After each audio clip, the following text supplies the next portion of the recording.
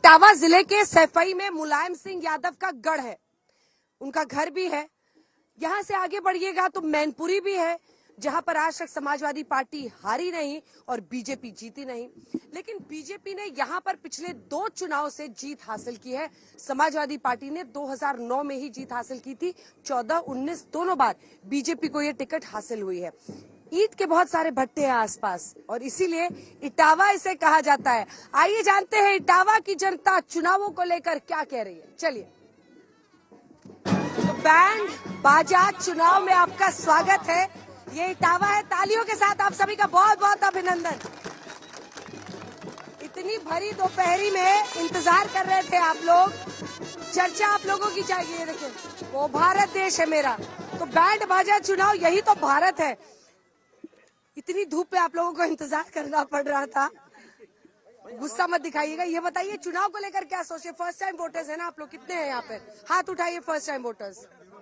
अच्छा, आप भी है। चलिए जल्दी जल्दी एकदम 2-2 लाइन में क्या सोचते हैं चुनाव? हमारे सबसे पहले मोटिव ये है कि जो भी हमारा नेक्स्ट प्राइम मिनिस्टर होगा वो 3 चीजों पर सबसे ज्यादा फोकस करे। पहला जैसे कि हमारा है एजुकेशन, दूसरा हेल्थ और थर्ड हमारा जो है वो है रोजगार। क्या शिक्षा, स्वास्थ्य और रोजगार। बहुत अच्छा।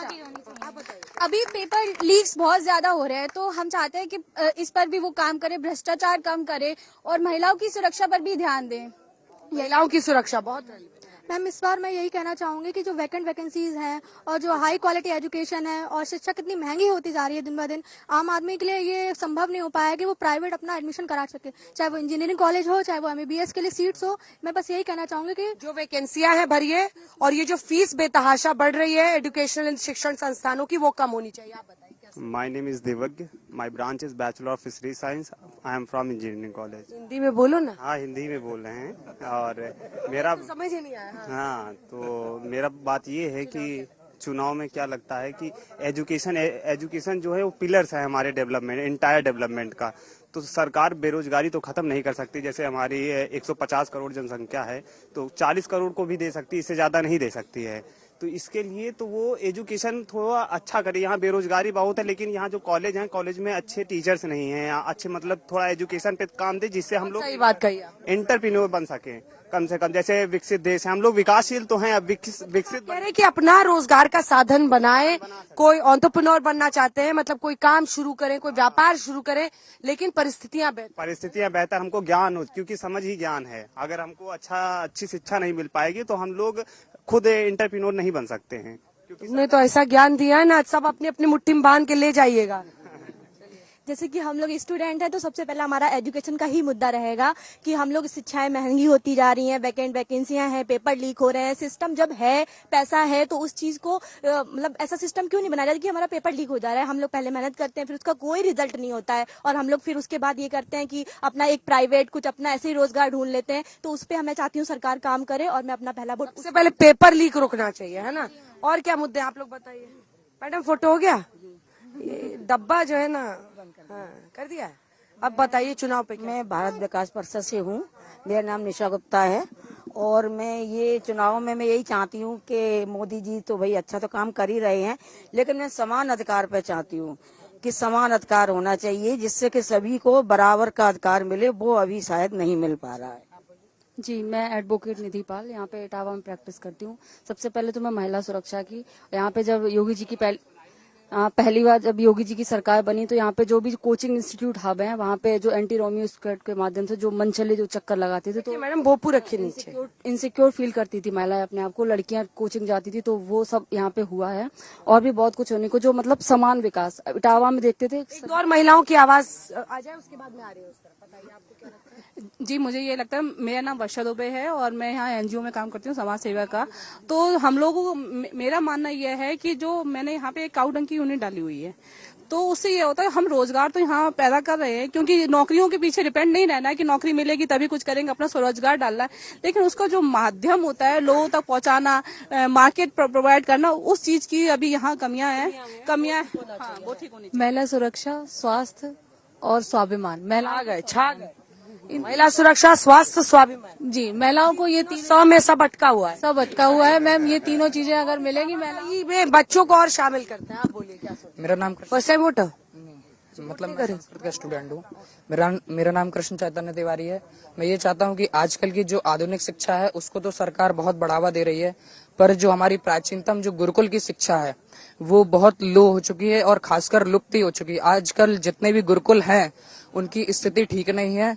तो मैं ये चाहता हूँ कि जो सरकार है वो गुरुकुल शिक्षा पर बहुत ध्यान दे। तो आप हमेशा ऐसे तैयार होते हैं, आज हमारे लिए हुए हैं? नहीं, मेरा हमेशा का ऐसे ही है। क्या बात है, चलिए ताली बजाइए उनकी बात पर। गुरुकुल के बारे में बोले जल्दी छोटा-छोटा कमेंट। जी, आजकल जो सबसे बड़ी बात है चुनाव में कि कोई किसी जाति का कॉम्बिनेशन बना रहा है, कोई किसी धर्म से कॉम्बिनेशन बना रहा है। तो मेरा ये कहना है कि हर एक जाति का रंग मिला है माँ की चूनर धानी में, भेद नहीं करने देंगे तुलसी कबीर की वाणी में, और तुम्हें सियासी चालों से ये देश नहीं ठगने देंगे, भारत माता के आंगन में आग नहीं लगने देंगे। मैं रौनक इटावी, और हमारा मुल्क हिंदुस्तान, गंगा जमनी तहजीब एक हिंदुस्तान है। मस्ती में यूं आज तिरंगा लगता है, अंबर को छू लेगा ऐसा लगता है, रंग बिरंगे फूल यहाँ पर खिलते हैं, मुल्क हमारा एक गुलदस्ता लगता है। लेकिन हमारे यहाँ आज कुछ परिस्थितियां हैं जो बच्चों ने पेश की। मैं इनकी बात को अपनी 4 पंक्तियों पेश करता हूँ कि जो बेसिक कामों पे जो हालात हैं मैं उस पर बात करना चाहता हूँ। मैं शायरी के माध्यम से एक बात कहना चाहता हूँ, बात पहुंचाना चाहता हूँ। चिराग हाथ पे रखना तो एक बहाना था, हमें तो जोर हवाओं का आजमाना था, तुम्हारी आंखों में आंसू ये आ गए कैसे, तुम्हें तो मेरी तबाही पे मुस्कुराना था। वाह, चलिए आप लोग बताइए क्या मुद्दा?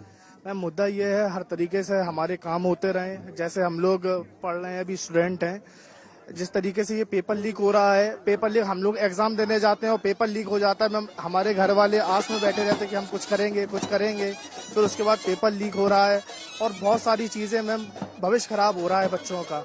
एक सवाल मैं आप सबसे पूछना चाहती हूँ, आप में से कितने लोग राष्ट्रीय मुद्दों पर लोकसभा चुनाव में वोट डालते हैं? हाथ उठाइए। राष्ट्रीय मुद्दों पर। और कितने लोग हैं जो लोकल मुद्दों को सोचकर यहाँ पर चुनाव में वोट डालते हैं लोकसभा में, लोकल मुद्दों पर? जब लोकल अच्छा होगा तो राष्ट्रीय मुद्दा अच्छा होगा। मैं व्यापार मंडल से जिला उपाध्यक्ष हूँ।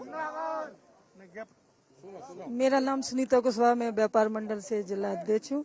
और मैं व्यापारियों के हित के लिए जो जीएसटी का बहुत ज्यादा वो लगता है आरोप, और हम लोग बहुत वो कर भी चुके, हर तरह से आवेदन भी दिया और धरना भी दिया, लेकिन इससे कोई फर्क नहीं पड़ता है। और जो व्यापारियों के साथ ऐसा होता है कि जैसे जिसके बकाया है, बिजली का बिल है दुकान में, जैसे 1 करोड़ के लगभग है, तो उसमें कुछ माफ किया जाए, उसकी सच्चाई भी निकाली जाए। लेकिन इसी तरह रात को धरना दे के वो इस तरह ले व्यापारियों की तरफ से ये मांगे। आप लोग बताइए, छोटा-छोटा बोलिए जल्दी। हाँ, सरकार ने जो नई शिक्षा नीति लागू तो करी है, लेकिन उसमें जो है प्राइवेट स्कूलों में जो किताबों के ऊपर उन्होंने जो रोक नहीं लगाई है अभी तक।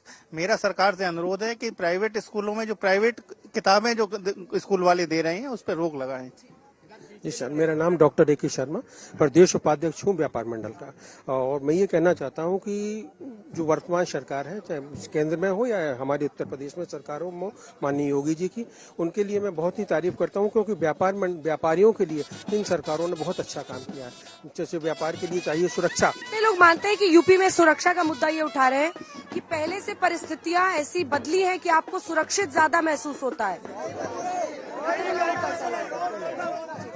जी मैडम, क्या कह रहे हैं मैडम कि जो हमारे एनपीएस जो नई पेंशन लागू हुई है, ये हम लोगों के लिए बहुत खतरनाक है, अच्छी नहीं है। ओपीएस चाहते हैं, ओपीएस चाहते हैं, ओपीएस होनी चाहिए। और इसमें 2000 रुपए पेंशन मिल रही है जो रिटायर हुए हैं, तो ये बहुत बड़ा मुद्दा है और इसी पे ये वोट कर रहे हैं हमारे टीचर शिक्षक। हॉस्पिटल धक्का मुक्का आराम से। जब कानून व्यवस्था इतनी अच्छी है तो यहाँ फिर आप देख रहे पुलिस क्यों है? थाने बंद हो जाने चाहिए उत्तर प्रदेश में। कौन दुनिया से आ रहे हो? हम यहीं से आ रहे हैं। पुलिस वाले बंद कर दें। कहीं और क्या, जब कानून व्यवस्था अच्छी है। आपने कहा ना कानून व्यवस्था। मैं पूछ रही हूँ कि कानून व्यवस्था कैसी है, आप बताइए कि ठीक है या बुरी है? जंगल राज, जंगल राज। थाने बंद कर। कहीं और क्या, जब कानून व्यवस्था अच्छी है तो फिर बंद कर देना चाहिए। आदरणीय प्रधानमंत्री जी जहाँ से हैं, आज सुबह वहाँ का वीडियो ट्वीट हुआ है। आज वहाँ के जो उम्मीदवार हैं वो खुद चुनाव नहीं लड़ पा रहे। वो वहाँ के जब खुद चुनाव नहीं लड़ पा रहे, जहाँ से प्रधानमंत्री जी खुद हैं, तो क्या कानून व्यवस्था है? आप हमें मैम, मेरा नाम हर्षी शुक्ला है और मैं जिला कन्नौज का रहने वाला हूँ। और जो भी मैं यहाँ आज तक मैं आपसे माध्यम से पहुँचा मैम, बेरोजगारी बहुत ही उत्तर प्रदेश में है और रोजगार बहुत बड़ा।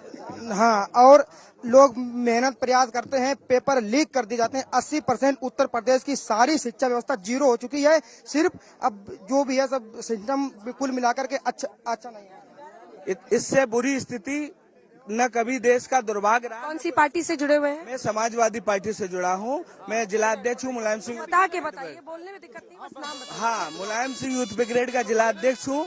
इतना बुरा हाल कभी किसी देश का नहीं रहा, ठीक है ना। और इतनी बुरी स्थिति कभी हो ही नहीं सकती, जहाँ नौजवान इतना परेशान हो। 2 बार से बीजेपी जीत रही है इस सीट पर, चूंकि आप समाजवादी पार्टी से, आपको लग रहा है कि वापसी हो?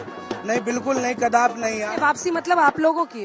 नहीं, हमारी तो हो ही रही है, हमारी तो हो रही वापसी। हाँ, और इस बार 80 की 80 सीटों पे भारतीय जनता पार्टी बैकफुट पे जा रही है। समाजवादी पार्टी सरकार बनाने वाली है। हेलो मैडम, मेरा नाम रेणु शुक्ला है और बीजेपी की जीत और हार तो महिलाएं सुनिश्चित करेंगी, क्योंकि इसी इटावा जिला में 6 बजे के बाद कोई भी महिला झोला टांग के सब्जी लेने नहीं जा पाती थी। और आप बीजेपी से जुड़ी हुई हैं? हाँ, मैं बीजेपी में हूँ। और मोदी जी और योगी जी सुरक्षा और सम्मान के नाम पे महिलाओं की पूरी पोलिंग डंप होगी हर जिले में, और अब की बार 400 पार पे जाएंगे हम लोग। और हमारी 80 की 80 सीटें जीत रहे हैं। मैं उत्तर प्रदेश माध्यमिक शिक्षक संघ का जिला अध्यक्ष रणविजय सिंह।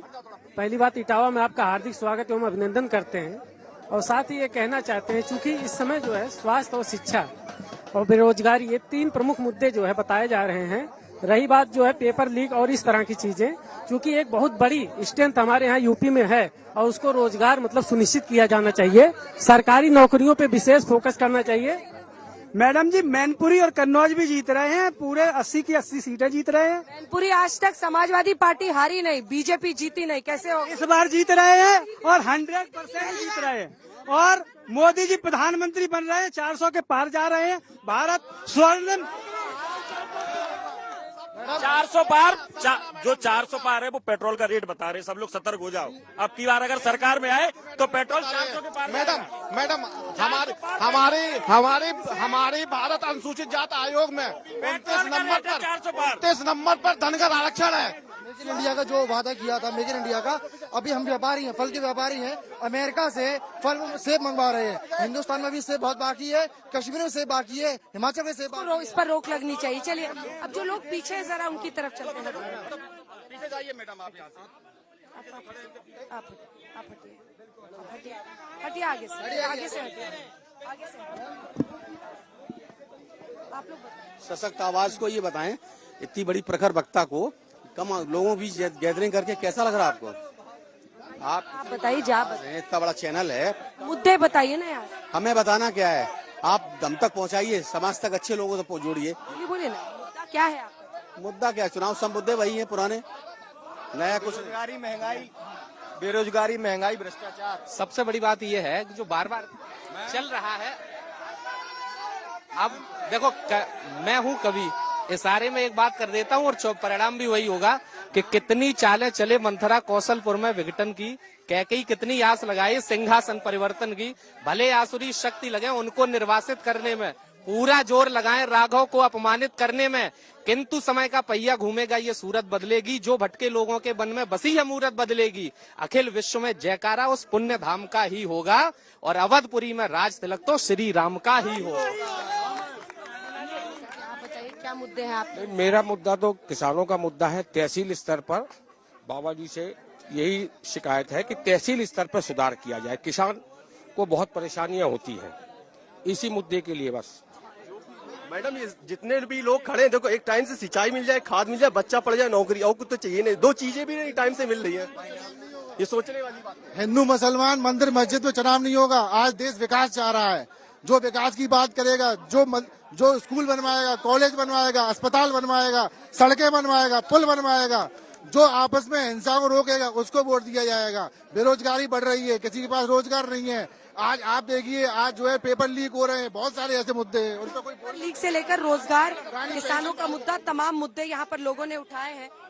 जिस बैंड बाजा बारात के साथ शुरुआत हुई थी, उसी बैंड बाजा बारात के साथ अंत करते हैं, क्योंकि इटावा की जनता ने अपनी बात कह ली है। तो ये देखिए, यही रंग है बैंड बाजा चुनाव।